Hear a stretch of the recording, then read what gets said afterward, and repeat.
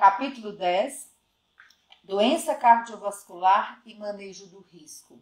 Um ponto importantíssimo no consultório, motivos de muitas controvérsias, desacreditação muitas vezes dos nossos pacientes, e que é um tema diferente de diabetes, porque quando a pessoa chega ao consultório com um diagnóstico de diabetes, ou ela já tem uma visão formada do diabetes, né? Ou ela já tem um medo, né, da elevação ali das suas glicemias, medo das complicações mais frequentes, visão, rim, né, neuropatia, amputações, e dificilmente alguém chega no consultório e fala assim: nossa, doutora, eu tenho medo da complicação cardiovascular que o diabetes pode trazer para a minha vida se eu não estiver, né, com todos os meus parâmetros metabólicos controlados. E é o que mata, né? É o que mais mata, são as doenças cardiovasculares com ou sem diabetes, e a gente precisa levar isso em consideração como educador em diabetes. A doença aterosclerótica cardiovascular é a principal causa de morbimortalidade em pessoas com diabetes. Então, quando o educador em diabetes está atendendo, quando o educador em diabetes está ali de frente para uma pessoa com o diagnóstico confirmado, será que a doença cardiovascular está vindo de encontro à sua consulta? Seja você um médico, um nutricionista, um enfermeiro, um profissional da educação física? Ou será que a sua mente está muito mais alinhada com os medos dos pacientes? E aí a gente tem números muito interessantes que nos ajudam a entender este contexto, tá? Vamos fazer a aula o mais multi possível, com mensagens principais, o artigo, né, da ADA, os slides estarão aqui embaixo na plataforma, para que vocês possam aí aproveitar as grandes tabelas desse capítulo, os medicamentos. Então, esses números são muito importantes. E aí, dentro dessa doença aterosclerótica cardiovascular, nós temos dados que são impressionantes e que nos alegram quando os medicamentos vêm para o mercado com os benditos efeitos, né? Benditos, literalmente, os benditos efeitos além da glicose, porque ele vem mostrando que a insuficiência cardíaca, por exemplo, que é 2 vezes mais frequente, né, em pacientes com diabetes em relação àqueles com não diabetes, as internações por insuficiência cardíaca, o aumento aí, né, de todas as complicações possíveis que pode vir com isto, eles são um ponto dentro do desenvolvimento dos medicamentos e dos estudos que é muito focado, e isso para a gente já viu na aula passada, capítulo 9, o quanto que isso é importante. E pessoas com diabetes, né, elas podem ter essa insuficiência cardíaca de 2 tipos. Vou tentar falar assim, bem simples para vocês, para quem não é médico, né, para quem não é da área, possa entender. A gente tem uma insuficiência cardíaca que a gente fala que é com fração de ejeção preservada, ou seja, né, aquela contratilidade, né, digamos aí, o bombeamento do coração, ele está funcionando bem, e temos o com fração de ejeção reduzida. E olha que interessante, a hipertensão que está ali no nosso dia a dia, está dentro dos consultórios, está na mão do profissional de saúde, né? Seja na orientação alimentar, seja na aferição no consultório, na unidade de saúde, é frequentemente um precursor de um dos tipos da insuficiência cardíaca, né? É um precursor da doença aterosclerótica e pode coexistir muitas vezes, né, em todas essas situações de risco dos pacientes, tanto com diabetes tipo 2, principalmente com diabetes tipo 2, mas também nos pacientes com diabetes tipo 1. E o infarto agudo do miocárdio, ele frequentemente é um fator importante relacionado à insuficiência cardíaca com fração de ejeção reduzida, ou seja, um comprometimento maior dessa função cardíaca.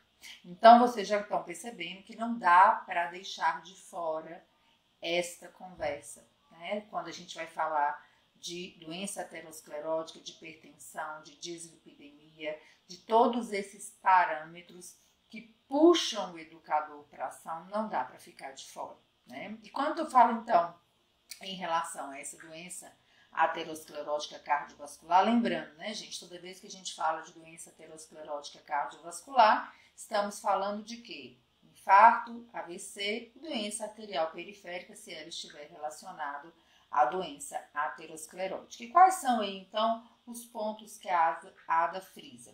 Para a prevenção e manejo, tanto da doença aterosclerótica cardiovascular quanto da insuficiência cardíaca, os fatores de risco cardiovasculares devem ser avaliados sistematicamente, pelo menos uma vez por ano nos pacientes com diabetes.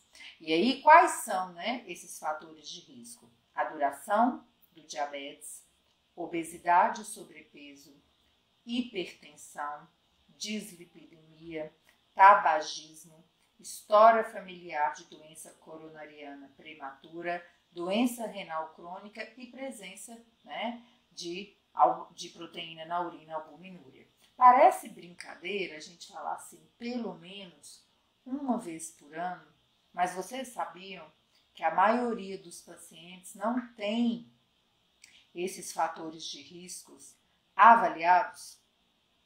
Triste, né, gente? Mas é isso. A maioria não tem. A maioria dos pacientes hoje sequer são pesados periodicamente, né? Então, isso não é um fator de risco, né, gente? São vários. Então, é importante que, como educador, você vá anotando aí, né, no seu caderninho, né, o que deve compor a minha avaliação anual, né? Porque isso aí vai fazer uma grande diferença. Por quê? Porque a maioria das evidências que apoiam aí intervenções para reduzir esse risco cardiovascular, ele vem de pacientes com diabetes tipo 2. A gente sabe disso, a gente sabe que são poucos os estudos que foram desenvolvidos especificamente para os pacientes com diabetes tipo 1, que compõem aí cerca de 10% da população, né, de pessoas com diabetes, e avaliar esse impacto, né, dessas estratégias e da redução do risco cardiovascular, embora seja mais difícil porque é uma população menor, mais específica, a gente sabe que a gente não pode deixar essa população de lado, e os estudos dos últimos anos têm vindo para lembrar isso para a gente no dia a dia. Então, essa abordagem multifatorial para as complicações, ela passa por controle do diabetes, pressórico, lipídico e o uso dos agentes com ação cardiovascular e benefícios renais, né, que hoje os últimos estudos já estão utilizando esses medicamentos até para as pessoas que não têm diabetes, né? Então, quando o manejo da glicemia, da pressão, do lipídio e a escolha do melhor medicamento, ele passa, né, essa redução do risco passa por toda a equipe. Então, não é porque você talvez não seja o prescritor que você não tem uma função muito importante na fala, na linguagem, no abrir os olhos, de unificar aí essa consulta também e principalmente em relação a esse risco que às vezes é tão esquecido. E talvez se você refletir um pouco aí no seu dia a dia profissional, realmente ele pode estar até de fora, né? Então vale a pena repensar este ponto aí, capítulo 10 da ADA. E a ADA, né, tem uma calculadora de risco, que inclusive vai ficar com o link aqui embaixo para vocês, uma calculadora de risco que tem, né, gente, tem as suas controvérsias, porque é uma calculadora de risco, mas não inclui todos os fatores de risco neste cálculo, né? Então, a calculadora ela inclui o diabetes como um fator de risco importante, porque a gente já sabe aí, né, que o diabetes confere um risco maior para a doença aterosclerótica, mas elas não levam em conta a duração da doença, a presença de complicações do diabetes, como albuminúria. Então, embora exista variabilidade entre os grupos, né, sexo, raça, tipo de diabetes, essa previsão do risco em 10 anos para um primeiro evento cardiovascular, ele deve ser sempre avaliado e o paciente deve ser sempre estratificado, porque isso ajudará a conduzir melhor o tratamento e também a educar o paciente. Claro que eu não vou entrar em pormenores aqui da calculadora, mas eu acho que a mensagem principal para as equipes, para os profissionais de saúde e para os educadores é que todos os seus pacientes com diabetes devem ter o seu risco estratificado e também que isso seja discutido com clareza, né? Porque a indicação do tratamento de um medicamento, né? Uma estatina, por exemplo, ou as associações, ela às vezes ela é muito ingrata, porque ela não é barata, ela é contínua, a pessoa não está sentindo nada, né, na prevenção primária, e ela ainda pode passar a sentir quando ela começa a tomar. Então, tão ou mais importante do que educar os nossos pacientes, principalmente os com diabetes tipo 2, para o próprio diabetes, é para essa questão cardiovascular, para que você diminua as barreiras do dia a dia em relação ao uso do medicamento, que é muito irregular na nossa prática diária. As pessoas começam, elas param, às vezes elas nem começam, e esse é um ponto aí, né, de muita dificuldade no dia a dia. Então, falando aí do primeiro e do mais importante relacionado, que é a hipertensão, definida aí, né, como a pressão arterial maior ou igual a 140/90, como um fator de risco importante, né, como a gente já falou, não só para a doença aterosclerótica, como para as complicações microvasculares, a gente tem aí uma recomendação nível A. A pressão arterial deve ser medida em todas as visitas clínicas de rotina do seu paciente. E todos, né, uma indicação da ADA que todos os pacientes hipertensos com diabetes devem monitorar a pressão arterial em casa, até para os diagnósticos diferenciais, né? Uma delas aí, os pacientes que têm elevação de pressão arterial a nível de consultório.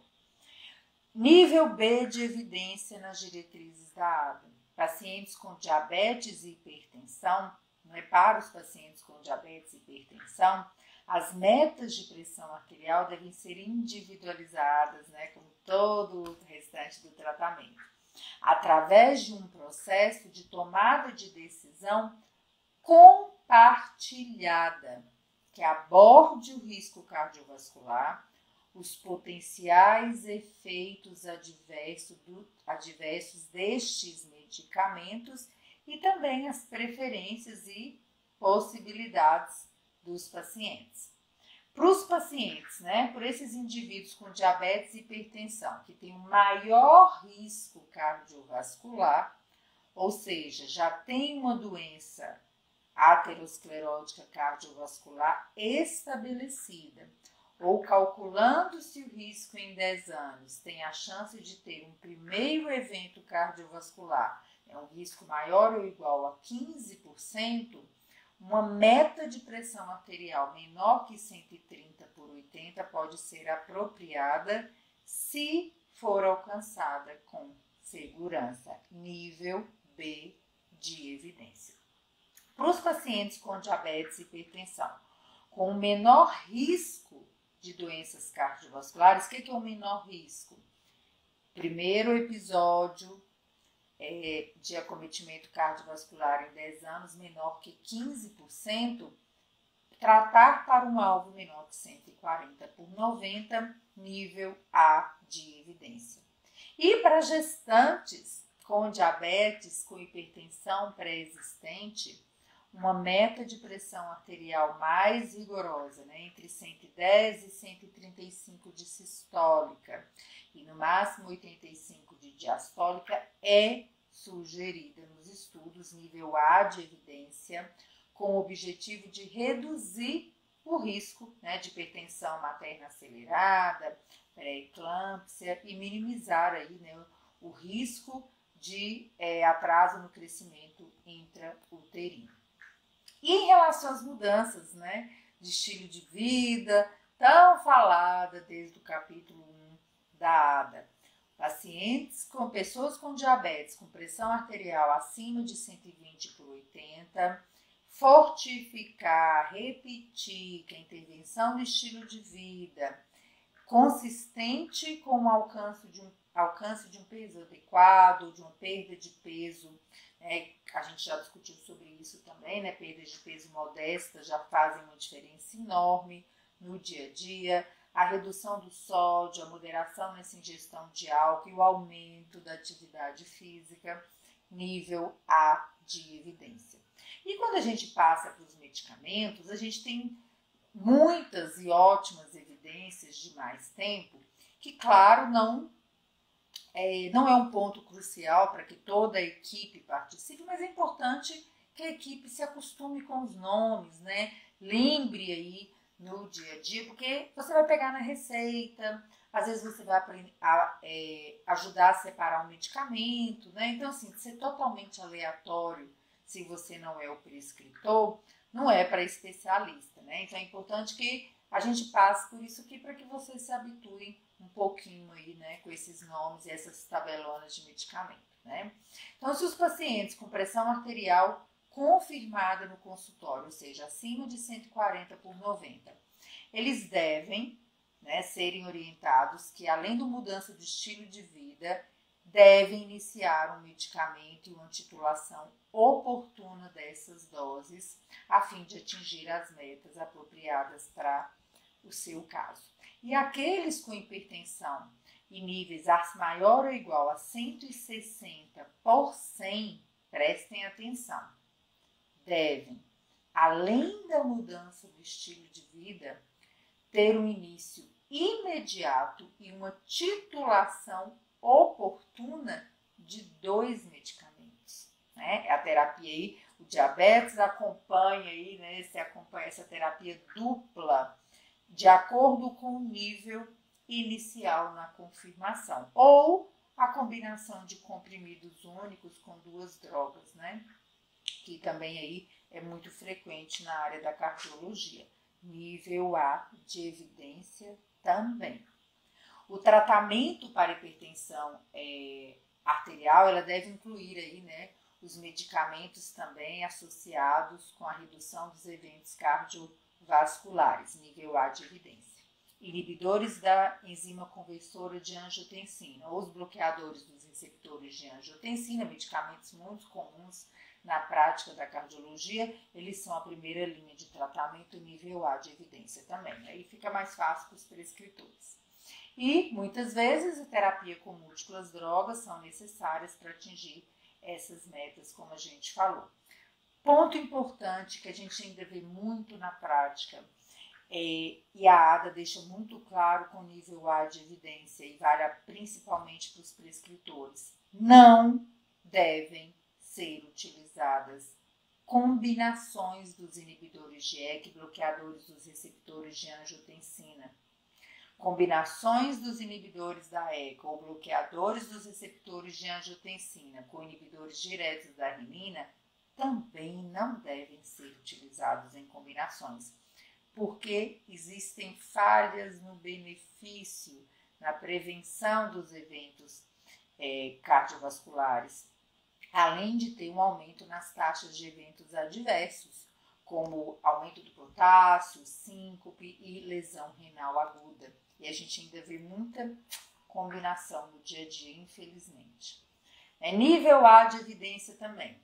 O inibidor da ECA, um bloqueador do receptor de angiotensina, na dose máxima tolerada, quando indicada para o tratamento da pressão arterial, é o tratamento recomendado de primeira linha para esses nossos pacientes com diabetes e que tem uma relação albumina urinária creatinina acima de 300 miligramas de creatinina ou de 30 a 299, ou seja, moderada ou alto, nível A para acima de 300, nível B para entre 30 e 299.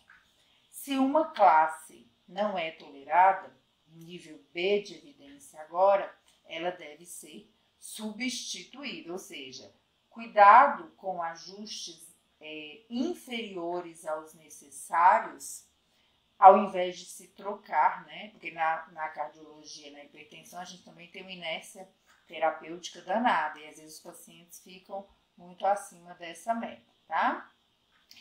Para os pacientes que utilizam aí, né, inibidores da ECA, bloqueador do receptor de angiotensina ou diurético, a taxa de filtração glomerular estimada, a dosagem de creatinina e de potássio devem ser monitorados pelo menos uma vez por ano.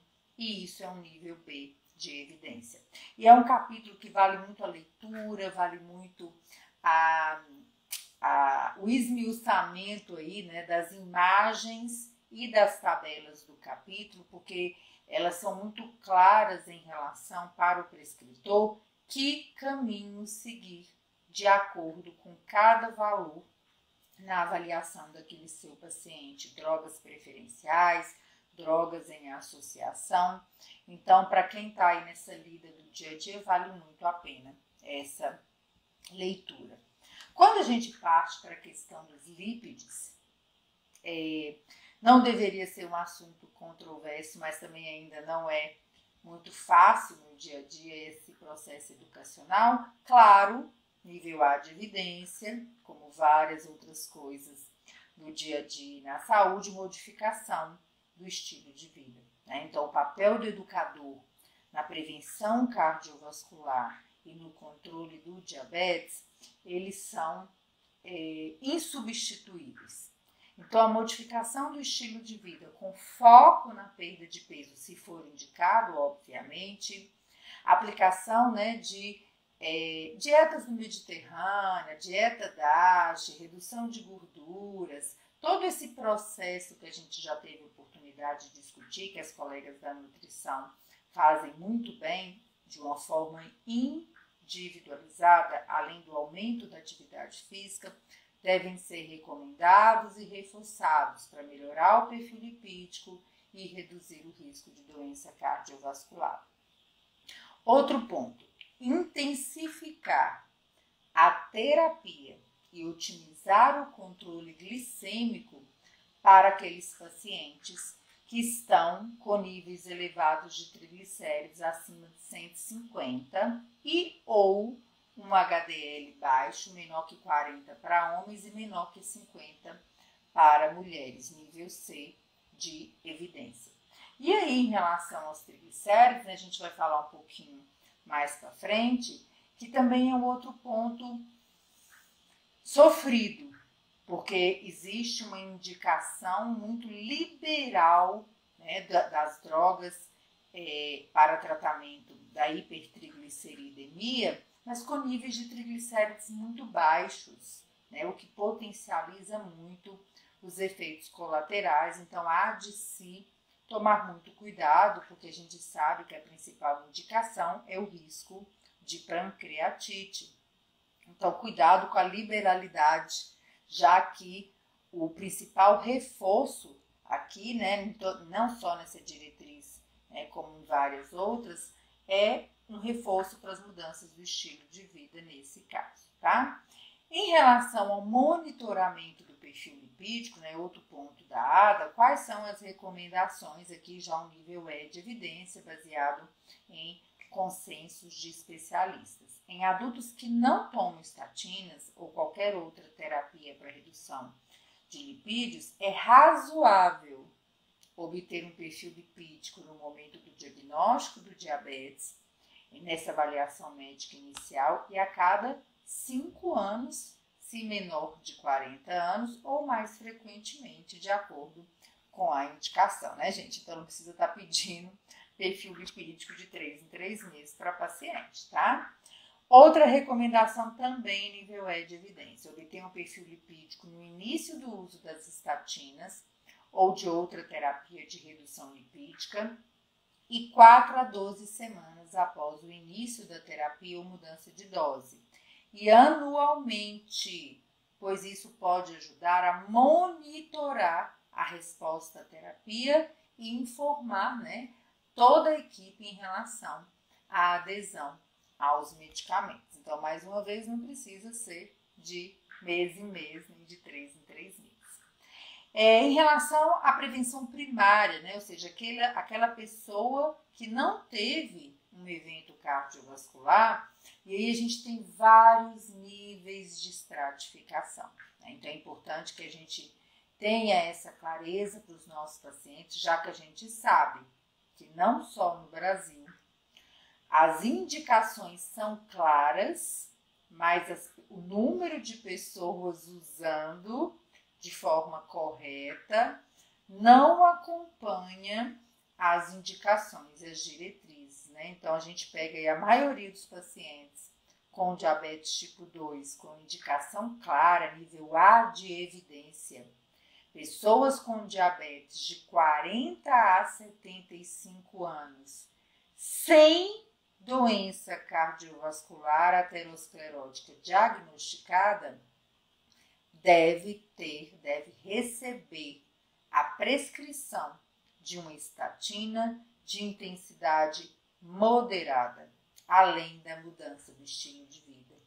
E a maioria não está usando estatina, ou está usando de uma forma muito irregular, ou nem começam. Então é importante que a gente cubra aí, né, e converse bem, 40 a 75 anos, sem doença aterosclerótica, dose moderada, além da mudança no estilo de vida. Nível C de evidência. Para aquelas pessoas com diabetes de 20 a 39 anos, com fatores de risco adicionais, que a gente já falou para a doença aterosclerótica, pode ser razoável iniciar a terapia com estatina, além da terapia, né, da mudança do estilo, dos comportamentos, né, essa mudança aí, famosa mudança no estilo de vida. E principalmente nessa faixa etária para os pacientes com diabetes tipo 1, né, cujos estudos já indicam aí que os com mais de 10 anos de diagnóstico, com idade inferior a 40 anos, merecem aí, né, a terapia com estatina. Nível B de evidência. Pacientes com diabetes de alto risco ou risco maior, especialmente aqueles que têm múltiplos fatores de risco ou estão entre 50 e 70 anos, é razoável usar uma terapia com estatina de alta intensidade. E o que é alta intensidade, Janice? O que é baixa intensidade? É a dosagem, gente, o objetivo da terapia. Então, quando a gente fala terapia com estatina de alta intensidade, o que a gente quer? Reduzir o LDL colesterol na faixa, né, maior ou igual a 50% de redução. E para isso aí a gente precisa de doses de atorvastatina entre 40 e 80 miligramas e de rosuvastatina entre 20 e 40 miligramas. Então não é difícil, né? Tá tudo muito claro, né, nas diretrizes, é só a gente calcular o risco do paciente, né, e ver a idade desse paciente e determinar qual que é essa dose. E moderada intensidade, uma redução aí de 30 a 49%. E aí citando aí os mais frequentes, né, atorva de 10 a 20, rosuva de 5 a 10, simvastatina de 20 a 40, são esses aí, né, e tem o restante da tabela aí. Ainda na prevenção primária, nível C de evidência, o que os estudos já nos mostram aí? Que talvez muitos dos nossos pacientes a gente não consiga, só com estatina, alcançar a meta desejável de proteção cardiovascular prevenção primária. Então, qual é a recomendação nível C de evidência? Em adultos com diabetes e risco de doenças cardiovasculares ateroscleróticas em 10 anos de 20% ou mais, ou seja, um alto risco, pode ser razoável já adicionar o ezetimibe junto com essa terapia com estatina, mesmo que seja aí a maior dose tolerada por esse paciente, com o objetivo de reduzir o LDL em 50% ou mais, né? O ezetimibe, que não é um medicamento fornecido a nível de saúde pública, que age aí, né, nas vilosidades intestinais por ação de um dos seus metabólicos e dificulta a reabsorção intestinal do colesterol, né, por ligação em ácidos biliares. Então é um mecanismo aí e é uma associação poderosa que muitas vezes é o que a gente precisa para alcançar a meta.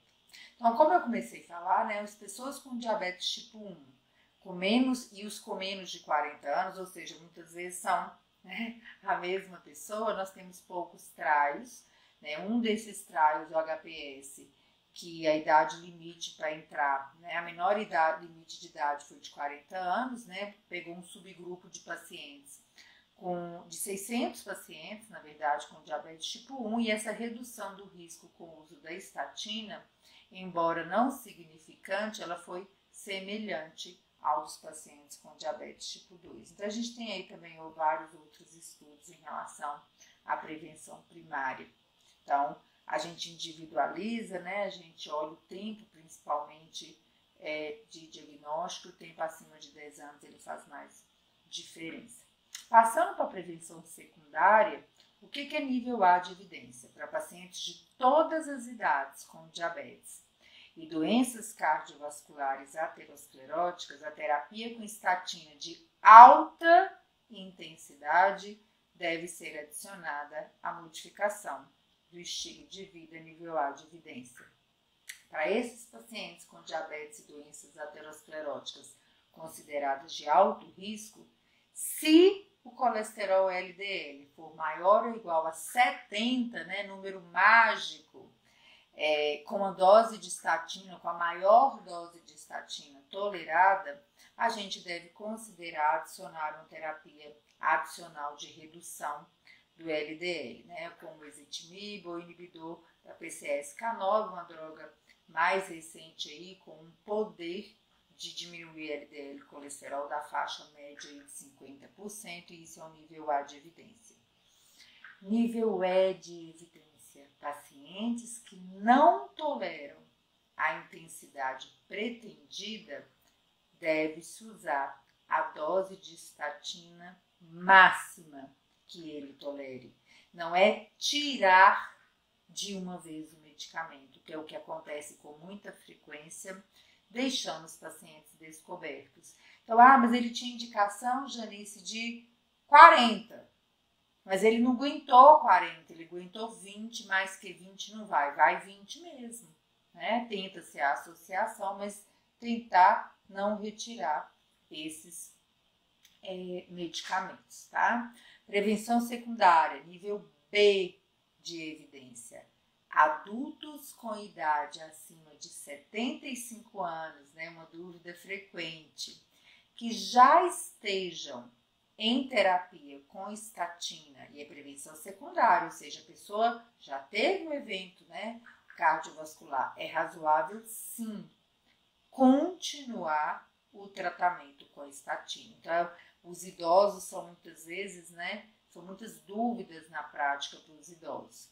Já nível C de evidência, que adultos com diabetes com idade maior que 75 anos pode ser razoável iniciar a terapia com estatina após a discussão sobre riscos e benefícios, aquela mesma história que a gente já discutiu aqui das diretrizes, né? Classificação do idoso, né? Saudável, idoso frágil, idoso muito comprometido, qual é a história, né, desse idoso. E lembrando, nível B de evidência, que a terapia com estatina é contraindicada na gestação e na programação da gestação, a gente também, né, já tem que avaliar aí a possível suspensão.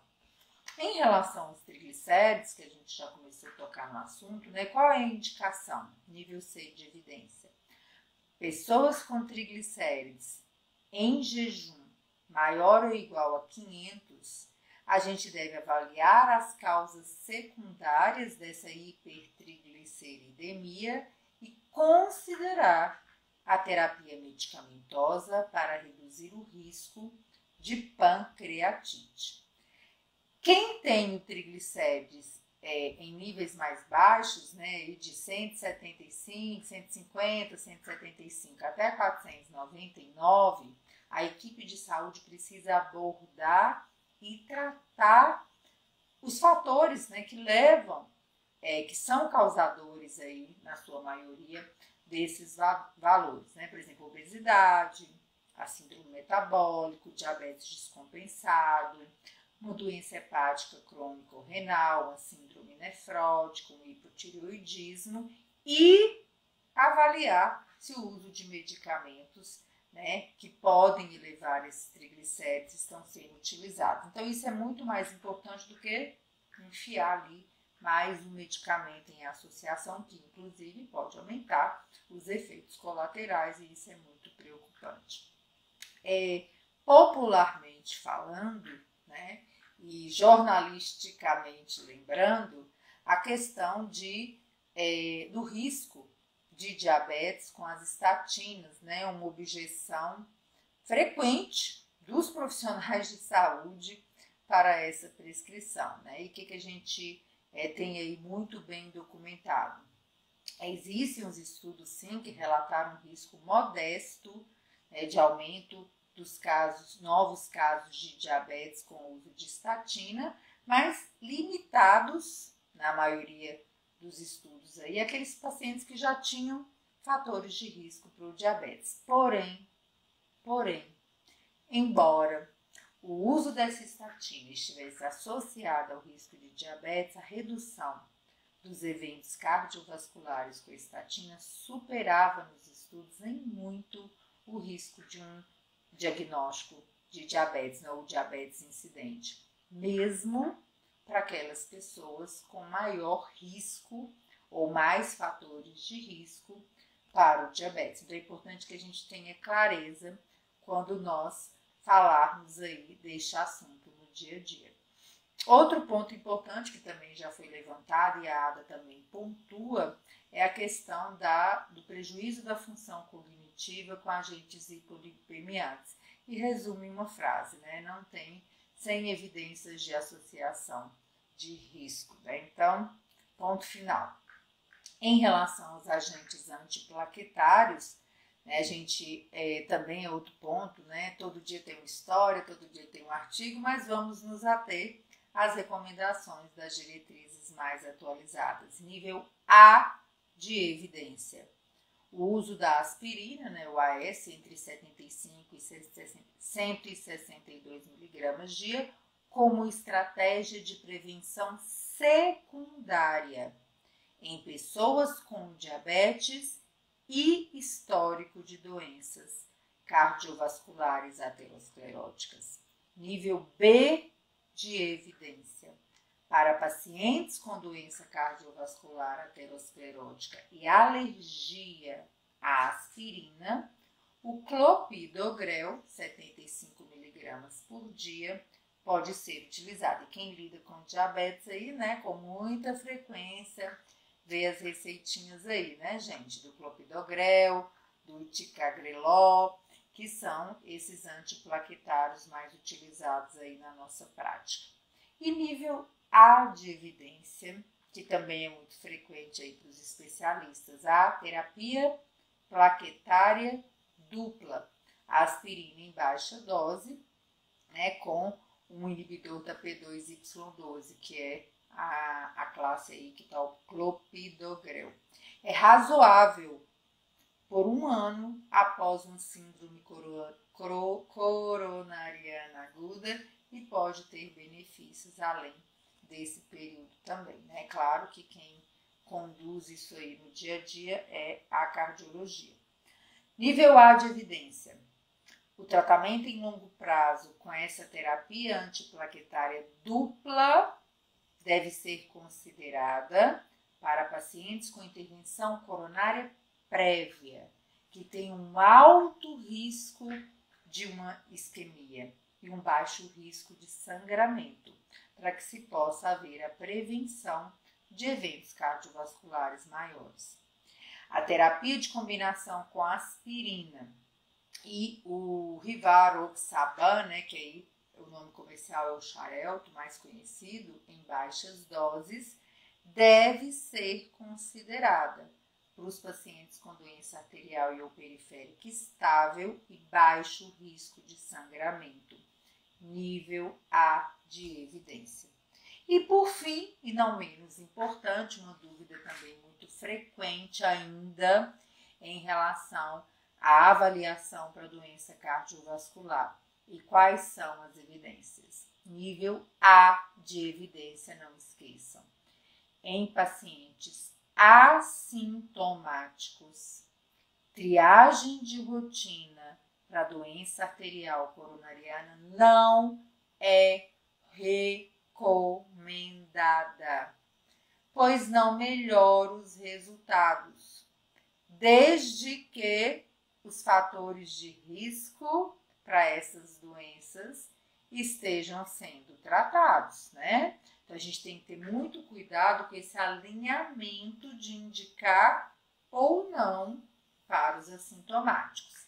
Já nível E de evidência, considere investigações sobre a doença arterial coronariana na presença de qualquer um dos seguintes: sintomas cardíacos atípicos, dispneia inexplicável, desconforto torácico, sinais ou sintomas de doença vascular associada, AVC isquêmico, claudicação, doença arterial periférica ou anormalidades ao eletrocardiograma, né? Então, não é exatamente não fazer de ninguém.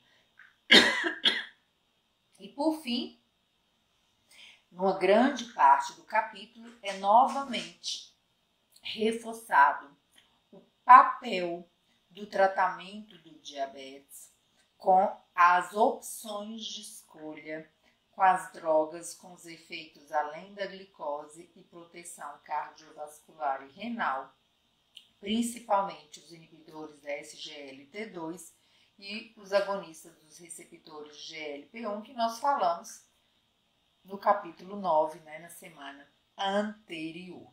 Então, a lição principal desse capítulo, sem dúvida, é trazer para os educadores em diabetes, para vocês que estão aí no dia a dia, atendendo aí essa população gigantesca de pessoas com diabetes, que esta avaliação, essa fala, esse alinhamento da linguagem não pode ficar de fora do seu atendimento.